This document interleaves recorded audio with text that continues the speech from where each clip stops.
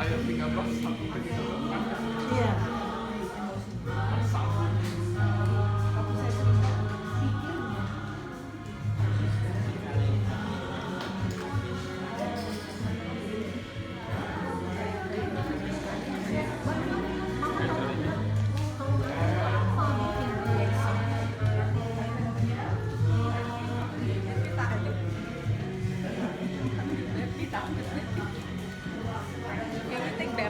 Oh no, sih tapinya tidak.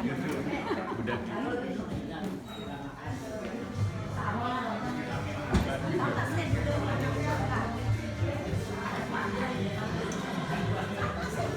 Turun nggak kelihatan.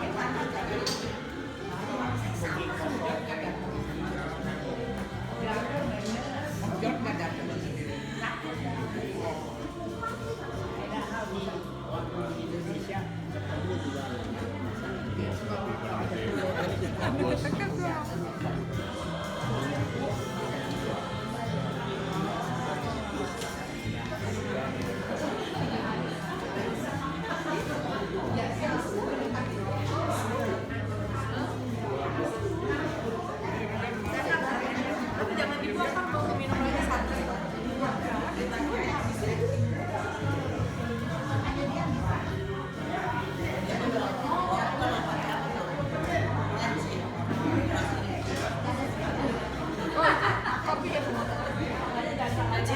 Kopi?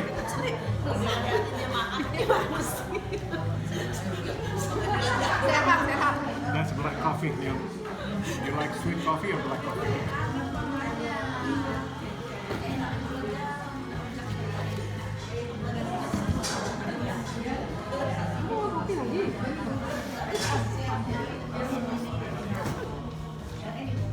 Nanti aku harus keluar masuk ya, sorry ya. Iya. Kalau belum dimatiin. Luar biasa ini. Nanti mau dikit ada lagi.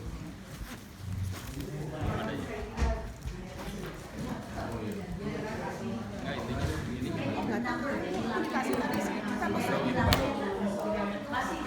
biasa.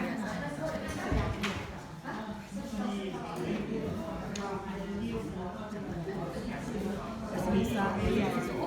Thank you. Oke. Nah, stop.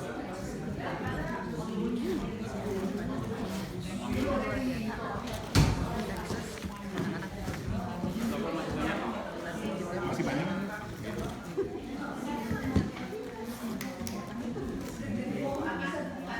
Satu doang? Terus gue habis makan dia minta bunga. Kenapa? Minta apa? Kan teman pesanin dia minta Tadi dulu. Baca dulu. pesanin dulu ya.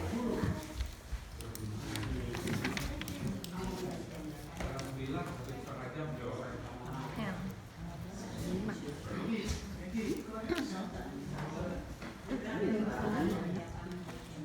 Dulu aku mulai nggak ada orang. Masa ya? Mama baru tahu. Oh sih itu datang. Iya. Dari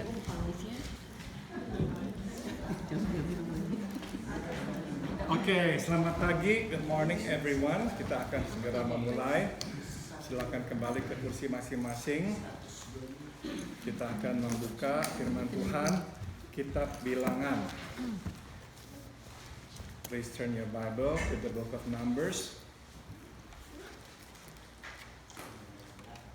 Dan kita akan membaca pasal 20, chapter 20.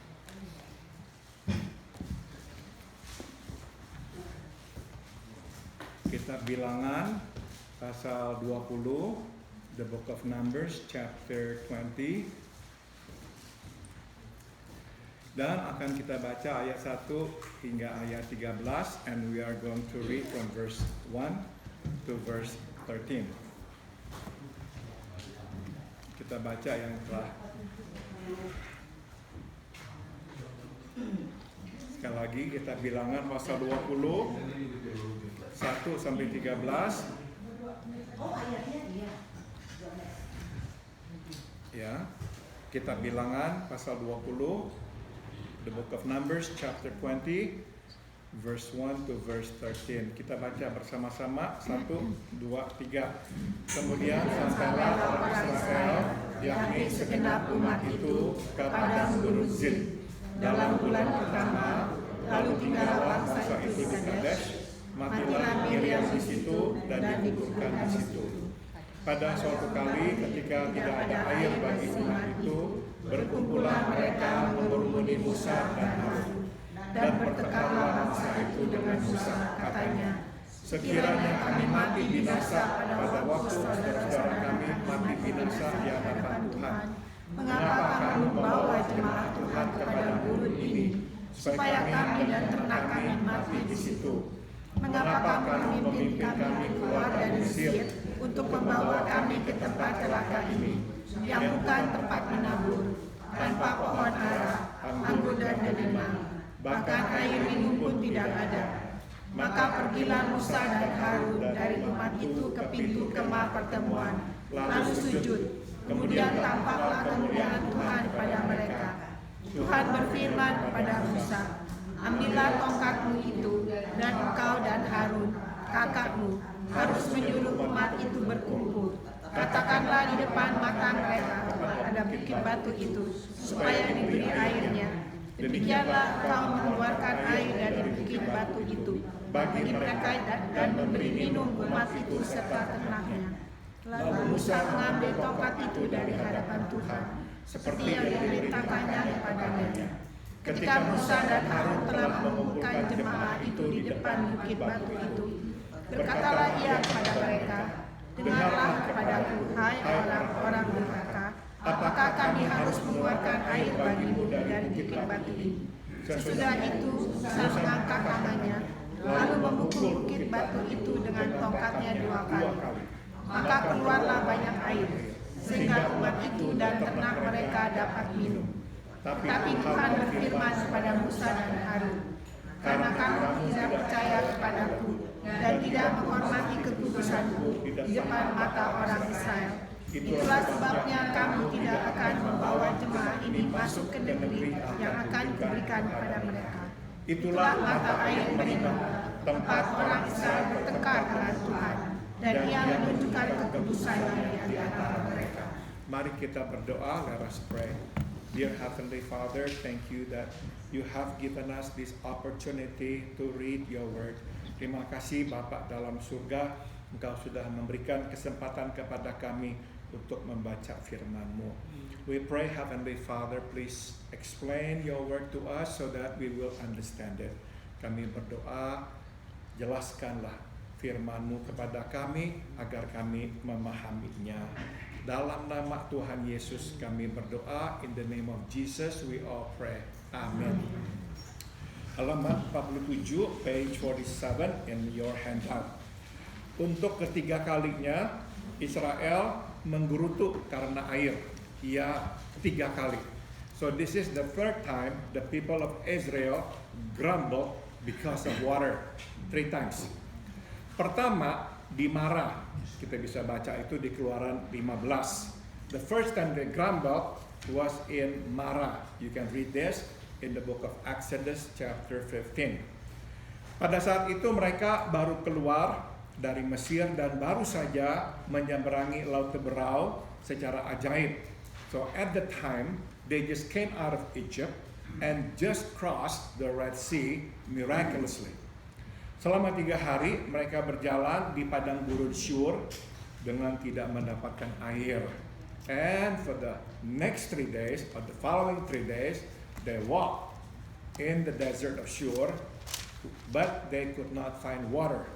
Sesampainya di Marah, mereka menemukan air, namun ternyata air tidak dapat diminum berhubung pahit.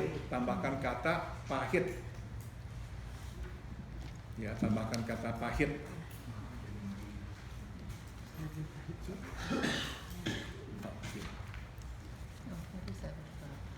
Pahit, ya. Pahit. Ini dia. Di sanalah mereka bersungut-sungut kepada Musa. So they grumbled against Moses. Tuhan tidak marah, but God wasn't angry. Dia menyuruh Musa melemparkan sepotong kayu ke dalam air, dan air pun berubah menjadi manis. Tambahkan kata manis. Ya, God commanded Moses to throw a stick, a wooden stick, to the water, and the water turned. It became sweet. It became drinkable. Kedua kalinya terjadi sekeluarnya mereka dari padang gurun Sin, tepatnya di Rafidim.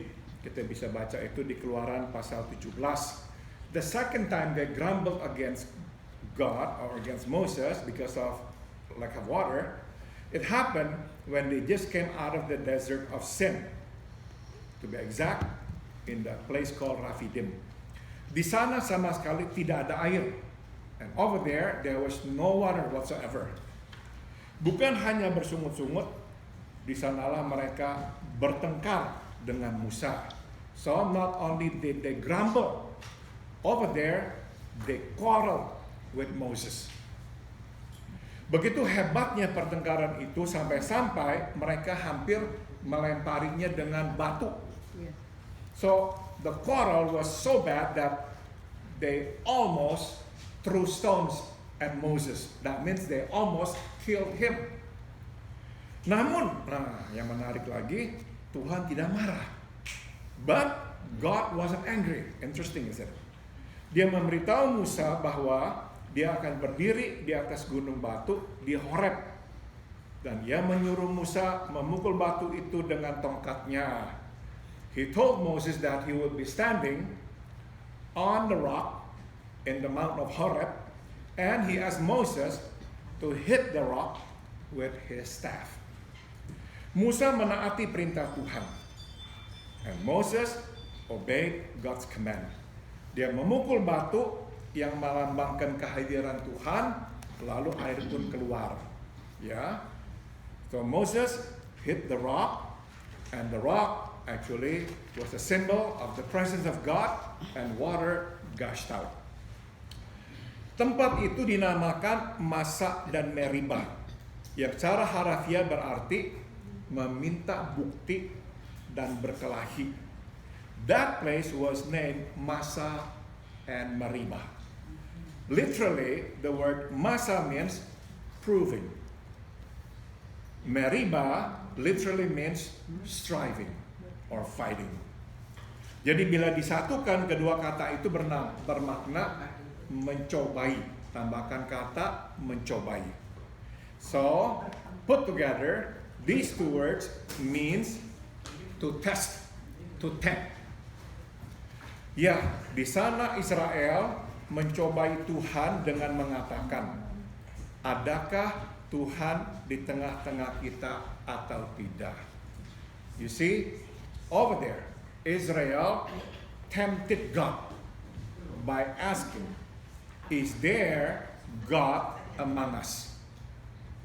Nah, itu kali kedua. So the second time Israel grumble because there's no water. Ketiga kalinya terjadi di sini di padang gurun Zin, tepatnya di Kadesi. The third time they grumble happens here in the desert of Zin, to be exact, in the area called Kadesi. Di sana Miriam, kakak Musa, mati dan dikuburkan. Over there, Miriam, the sister of Moses, died and was buried. Stop dulu saudara, saya mau memberikan sedikit komentar ya. I like to just give a note here. Saudara-saudara, coba kita buka lagi pasal 20 ya. Kita lihat lagi apa yang Alkitab katakan tentang Miriam. If you have a Bible, you can turn again to chapter 20 of Numbers. Kemudian sampailah orang Israel, yakni segenap umat itu, ke padang gurun Zin dalam bulan pertama. Lalu tinggallah bangsa itu di Kadesh. Matilah Miriam di situ dan dikuburkan di situ. You see, the last part of this verse only says Miriam died there and was buried there. Saudara, apa tuh kesan saudara membaca ini? I'd like to ask your impression, your reaction upon reading this part of the verse. Over there, Miriam died and was buried. Apa kesan saudara? Can you tell me what's your reaction? Berjanji. Oke, benar. Miriam did not enter the land of Canaan. That's true. Tapi bagaimanakah Alkitab memberitahukan kita tentang kematian Miriam? But tell me, how did the Bible tell us about the death of Miriam? Saudara, reaksi kita atau reaksi saya membaca ini adalah it's a small news. It's no news, no big deal. Saudara, kita inilah di dalam abad kita inilah yang akan membicarakan kematian luar biasa panjang lebarnya. Saya bukannya mengecilkan yang meremehkan kematian, bukan. Ya, I'm not, of course, demeaning or belittling the meaning of the impact of death. No, it's a big issue. I know that. Tapi saudara, kalau kita lihat di Alkitab, Alkitab tidak pernah membahasnya sebagai hal yang besar. But when you read the Bible, you will see that the Bible somehow does not make death a big issue. Apalagi saudara, harusnya kan ini kan kakaknya Musa, Miriam. Dia kan orang besar ya. Especially this is Miriam, the sister of Moses, the leader of the people of Israel. Harusnya kan lebih besar lagi diberitahukannya lah, kenapanya lah, apanya. Enggak. Sangat simple, sangat to the point, sangat singkat. It's so simple, it's so brief. Miriam died there and was buried. Finished. Saudara, kenapa? The question is why? Karena kematian bukanlah akhir, betul sekali. Because death is not the end. Because karena kematian adalah bukan hanya normal, tapi jembatan menuju kepada kekekalan, sorga, hidup yang kekal bersama Allah. So, saudara-saudara, we will never make a big issue of the bridge, of the road. We will only make the big issue of the destination. Kita akan bicara tempat tujuan yang udah sampai. Aduh, luar biasa indahnya. Yeah, we will talk about our destination after we arrive there. It's a wonderful place, it's a good place, and then we will show pictures of that place. But on the way there, on the highway, there's nothing. It's not a big deal. It's just a way to get there. Saudara, kematian hanyalah jalan menuju ke sana. Dan itu sebab kematian tidak menjadi hal yang besar di mata Tuhan. Because death is only a way to get there. And that is why it is not a big issue to God. The big issue is there. The big issue is the home, the final destination, where we will be with Him in all eternity. Ngerti ya? Kenapa kok begitu singkat, begitu sederhana? Now we understand why it is so brief, so simple. Oke? Sekali lagi ya, bukan mengecilkan, meremehkan kematian, bukan. Tapi dibanding dengan tempat di mana kita sedang menuju, tidak besar, tidak perlu difokuskan, karena yang perlu difokuskan tempat tujuan kita. Sambung lagi. Dari sungut-sungut di sana kembali Israel bersungut-sungut karena tidak ada air. So over there Israel once again grumbled because there's no water. Dari sungut-sungut mereka dapat kita simpulkan bahwa sesungguhnya mereka menyesali. Tambahkan kata menyesali. Keputusan mereka mengikut Musa keluar dari Mesir.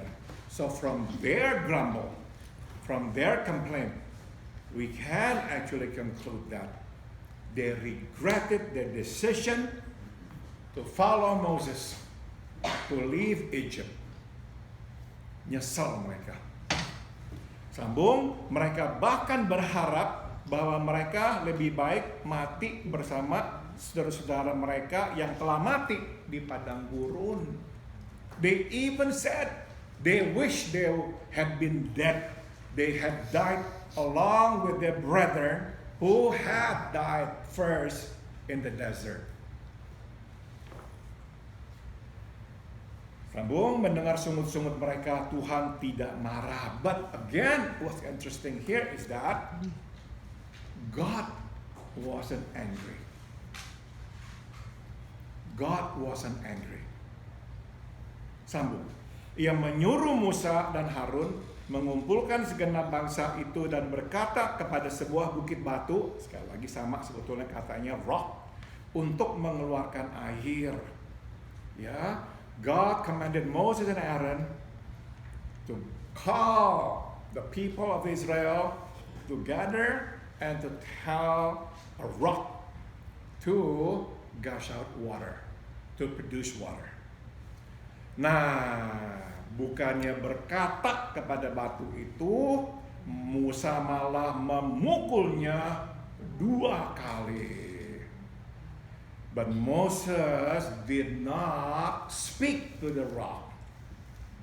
He hit the rock twice. Air tetap keluar. Tetapi perbuatan Musa dan Harun salah, tambahkan kata salah, di mata Tuhan. Water came out. But what Moses and Aaron did was wrong in the eyes of God. Hukuman pun dijatuhkan. Musa dan Harun tidak akan masuk ke tanah yang dijanjikan Tuhan. It was wrong before God, so God had to punish them. And the punishment was they would not enter the promised land. Nah, saudara, ada banyak pelajaran yang akan kita petik. Hari ini kita hanya akan ambil satu saja. There are a number of lessons that we will learn, but today we'll only learn one. Pertama, Tuhan sabar dan mengerti kelemahan. The first lesson is that God is patient and He understands weakness, kelemahan. Orang Israel haus karena tidak ada air. Dan dalam kelemahan mereka jatuh ke dalam dosa, bersungut-sungut. So the people of Israel were thirsty. There's no water. And in that weak condition, they fell into sin. They grumbled. Namun sebagaimana dapat kita lihat, Tuhan tidak marah kepada mereka. But as we can see, God wasn't angry at them. Tuhan sabar dan mengerti. He was patient and He understood. Walau meminta dengan bersungut-sungut, Tuhan tetap memberi. Betul sekali. Tambahkan kata memberi. Even though they asked God with complaint, with grumble, God still gave them what they asked for, water.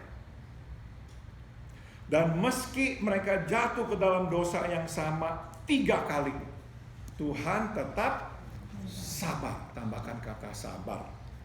And even though they fell into the same sin 3 times, ya ini ketiga kalinya ya, God was still patient. Nah, kita belajar di sini ya, Tuhan mengerti kelemahan kita. Tambahkan kata mengerti. God understood or understands our weakness.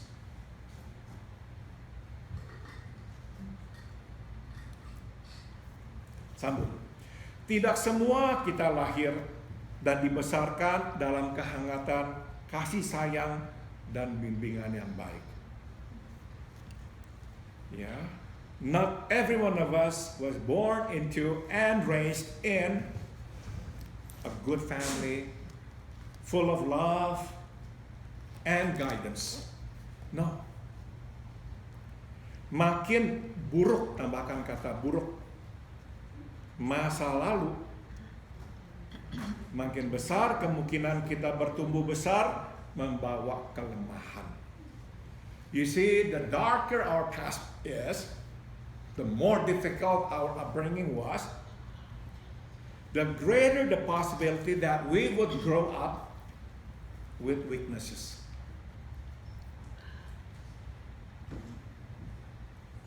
Misalnya ini saudara-saudara ya, orang yang dibesarkan dalam rumah di mana sering terjadi pertengkaran. Suppose we were brought up in a home in which there were a lot of conflicts. Saudara, konflik ini akan mempengaruhi jiwa anak-anaknya. These conflicts would have a lot of bearing on the mental well-being of the children. Misalnya saudara-saudara, akan ada anak yang bertumbuh besar menjadi orang yang keras sekali. For instance, there will be those who would grow up with a very strong personality, hardened heart. Mudah sekali marah. They got angry easily. Ada apa, maunya berkelahi. Something happened, they just want to fight. Atau sebaliknya ada yang bertumbuh besar membawa banyak sekali ketegangan dan ketakutan. And there are those who grow up bringing what? Anxiety, fear. Jadi dikit-dikit ketakutan. They got scared easily. Banyak. Saudara-saudara, nah di mata kita manusia, kita ini cepat menghakimi ya. Kita bisa berkata, orang yang keras itu tuh jahat lah apalah. Orang yang sering tegang itu kena penakut lah apalah. We, because we're not God, we cannot see the inside, are quick to judge.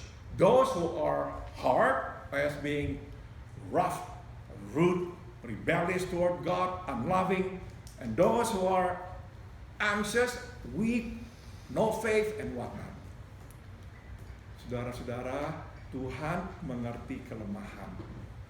God understands our weakness. Dan ini yang saya lihat. Tuhan membedakan loh. Dosa karena kelemahan atau dosa karena kehendak. And I've seen that God does differentiate between sin out of weakness and sin out of volition or will. Jadi ada orang yang memberontak sengaja melawan Tuhan. There are those who rebel against God. They challenge God, they volitionally go against God. But there are those who sin because they do have weaknesses. Ya. Jadi nggak sama. Sambung lagi. Itu sebab Tuhan tidak menghakimi kita sama rata. Dia tahu siapa kita dan menghakimi kita secara adil. Tambahkan kata adil. And that is why God does not just judge us all the same like a cookie cutter. No. He knows who we are and He judges us justly, fairly. Namun Tuhan mau kita bertumbuh dan tidak dikuasai oleh kelemahan. But still, God wants us to grow and not be controlled by our weakness. Jadi jangan kita terlena dan pasrah hidup dalam kelemahan. So, do not give up. And do not give in to our weakness and says, well, this is who I am. I'm bound to fall into sin again and again because this is my weakness. No, God understands, but He wants us to grow. Saudara, kenapa saya simpulkan ini ya? Karena jelas nih, 3 kali Israel menggerutu, tidak satu kali pun Tuhan marah. Interesting, isn't it? 3 times they grumbled because there's no water. Not even once God was angry at them. Tapi ingatlah saudara, Waktu mereka itu seharusnya masuk ke tanah Kanaan, ingat ya kita telah bahas ya. Kemudian mereka 10 mata-mata itu berkata, jangan masuk, banyak raksasa. Tuhan marah. But remember when they were about to enter the promised land, and then the 10 spies persuaded them or dissuaded them from entering by saying there are a lot of giants there. God was angry. God sent them back to the desert, and they would wander in the desert for how long? 40 years. Nggak sama jadinya saudara. Lagi haus, lemah, kesel sama Tuhan, marah. Tuhan ngerti. So when they were thirsty, they were so weak, and they grumble against God. God understand. He's not angry. Tapi seger buger bisa lawan, nggak mau kabur malah nyalahin Tuhan. Tuhan marah. But when God has given everything to them, and they're supposed to, and they would actually be able to overcome the people of Canaan, they refused to do so. They chose to go back to Egypt. God was angry at them. Ya, jadi saudara, kadang-kadang kita pernah nggak marah sama Tuhan, mengeluh sama Tuhan?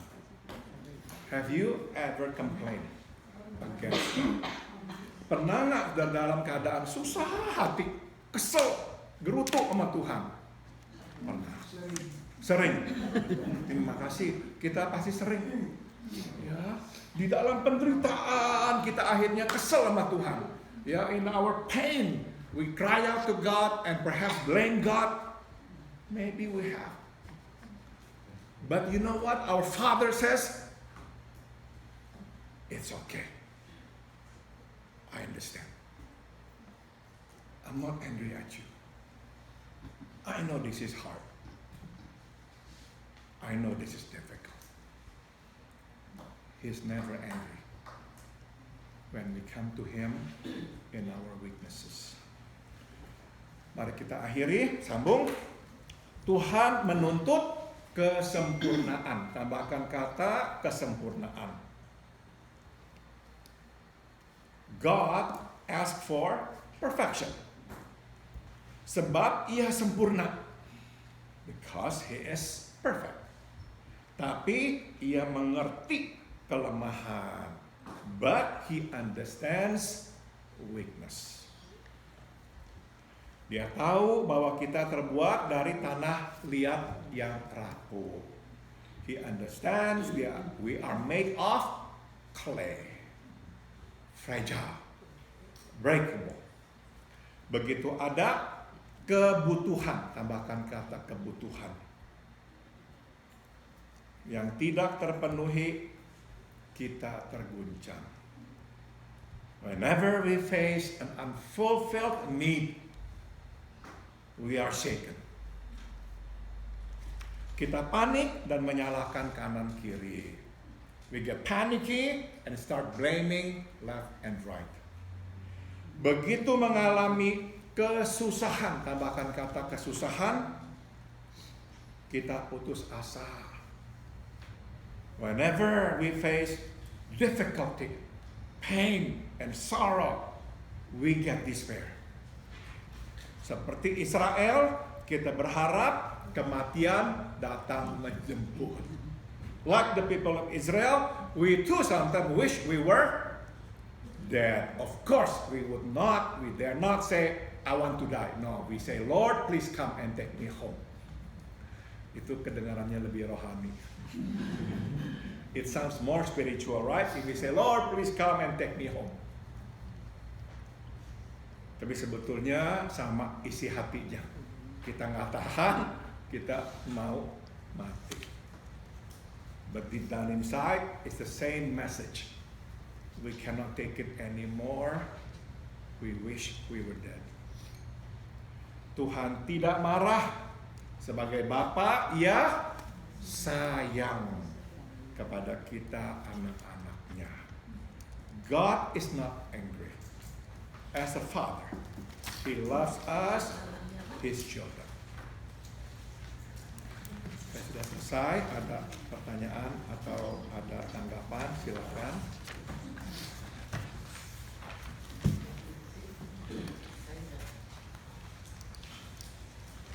Oke, silakan Pak Dave.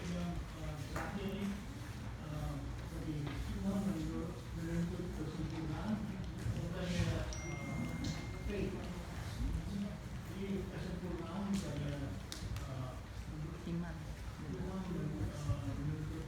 Kesempurnaan, Iman. iman. Perfect. Ya, Tuhan jadinya mau kita ini bertumbuh dalam hidup ini, makin hari makin bersandar, percaya, beriman. Gitu. Ya. So God does expect us to grow in our faith. Each day we surrender more, we trust Him more, we lean on Him more. Itu yang Dia inginkan.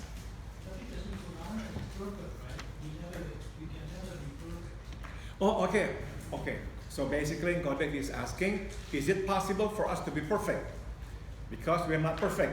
Good question.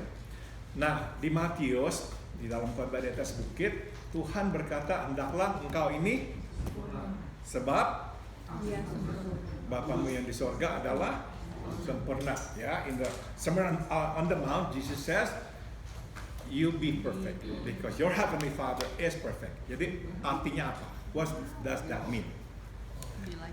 Saudara, apakah berdosa? Maaf, apakah sempurna itu berarti tidak berdosa lagi? Kita masih bisa berdosa nggak? Masih ya. Doesn't mean that we will be sinless. No, we continue to sin. Betul ya. Nah, saudara, saya akan bagikan pendapat dari John Wesley tentang definisi kesempurnaan. I like to share with you what John Wesley said about what perfection is.